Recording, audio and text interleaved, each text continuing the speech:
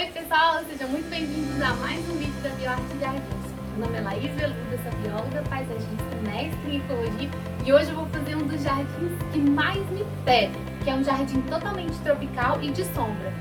Essas plantas aqui, elas se adaptam super bem a esse tipo de ambiente, que não bate sol direto, muito ventilado e que tem essa iluminação indireta muito boa. Esse jardim aqui é um jardim que estava super esquecido. Ele fica nessa área de churrasqueira e a gente resolveu dar uma reforma geral nesse jardim. Aqui a gente tinha um terreno completamente cheio de areia.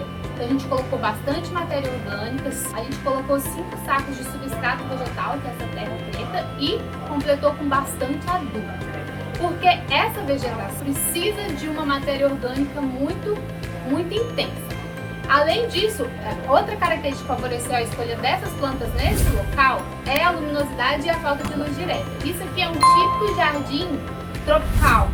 E o jardim tropical é aquele que fica abaixo das copas das árvores. Então todas essas vegetações aqui são vegetações que ficam no escuro, no meio da mata. Então ela vai se dar super bem nesse local.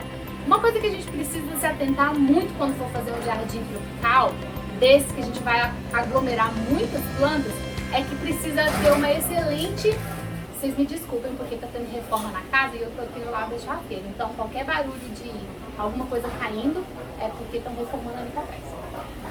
Mas uma coisa que a gente precisa saber sobre os jardins tropicais é que apesar deles gostarem desse ambiente umbrófilo, desse ambiente com muita sombra, eles precisam de bastante ventilação, porque a falta de ventilação pode trazer muitas doenças para as plantas. Isso porque uma outra característica dessas vegetações é que elas precisam de muita umidade. Então, se você não colocar num ambiente bastante arejado, o excesso de umidade, o excesso de calor pode desenvolver muitos fungos e isso pode acabar estragando as suas plantas, né? E aqui a gente tem uma infinidade de vegetações que são muito desejadas e consequentemente são vegetações caras. Então a gente não pode plantar em qualquer lugar, desperdiçar esse tanto de planta para morrer por causa de fungos e bactérias. Então, a primeira coisa para vocês fazerem um jardim tropical, uma área sombreada. A segunda, essa área tem que ter ventilação. Nunca se esqueçam disso. A terceira, a terra tem que ser extremamente rica em matéria orgânica, como essa que eu coloquei aqui. E quarto, tem que ser muito úmido, sempre o solo bastante úmido, para que a vegetação não sofra com o excesso de seca ou falta de água. Eu vou apresentar aqui para vocês como que a gente pensou esse jardim. Esse jardim aqui, ele tem 1,5 m por 3, então não é um jardim muito grande. Quando a gente não tem um jardim muito grande, a gente pode explorar um pouco mais no tamanho da vegetação, comprar plantas maiores para já compor. Porque a gente sabe que jardim é uma coisa muito cara e quando a área é muito extensa, a gente geralmente compra as plantas menores, porque elas são mais baratas, e a gente espera crescer. Mas nesse caso, por ser um jardim pequeno, a gente resolveu investir um pouco mais em uma vegetação maior. Boa parte dessa vegetação já existia na casa antiga que a gente está trazendo para a casa nova. Mas muitas dessas aqui foram compradas para esse local. Então, né, o bom de se ter um jardim pequeno é esse. A gente pode investir um pouco mais em plantas maiores e a gente já sai com um jardim com cara de pronto. Quando a gente pensa num canteiro como esse, a gente tem que pensar como se isso fosse um grande arranjo.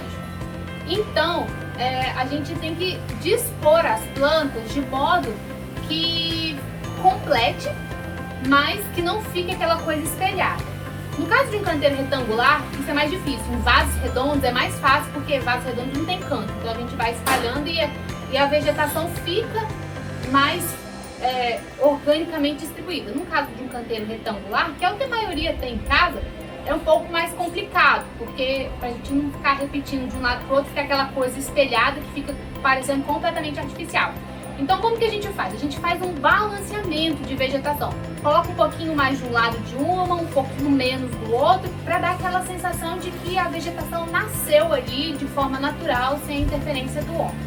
No caso, a gente vai trabalhar com o lírio da paz. Ele vai ser o grande maciço que vai preencher o...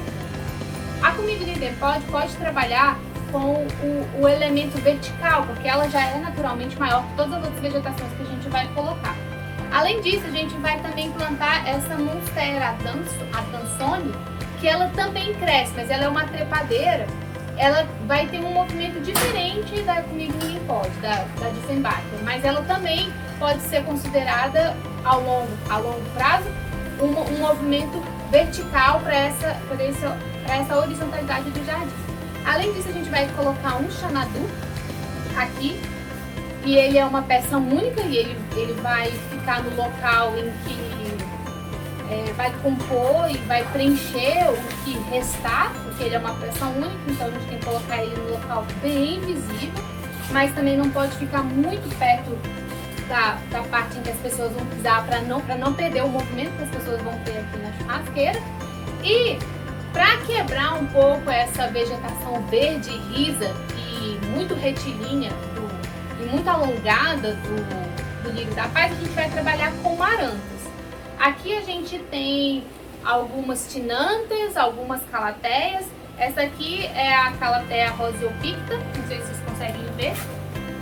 Ela tem essa nervura branca bem destacada no meio e o fundo dela é bem avermelhado.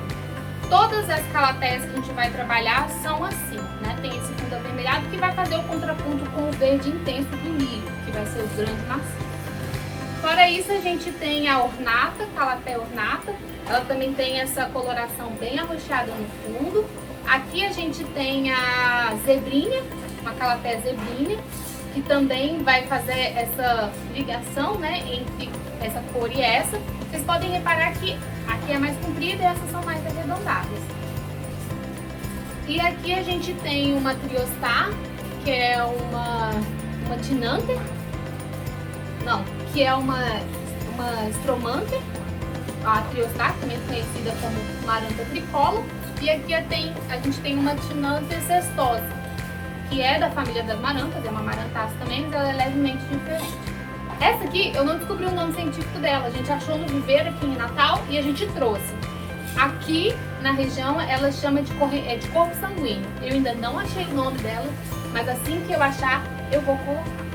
Então basicamente é isso. Eu vou deixar o nome da vegetação aqui na descrição, para vocês saberem quais foram as vegetações que a gente usou. E é importante ressaltar que todas essas vegetações, elas se casam bem.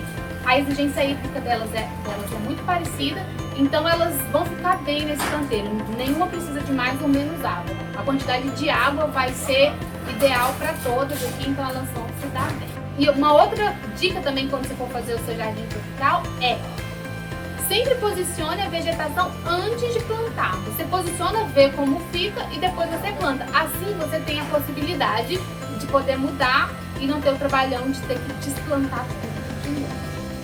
Então é isso, pessoal. Eu vou filmar o processo para vocês e eu espero que vocês gostem.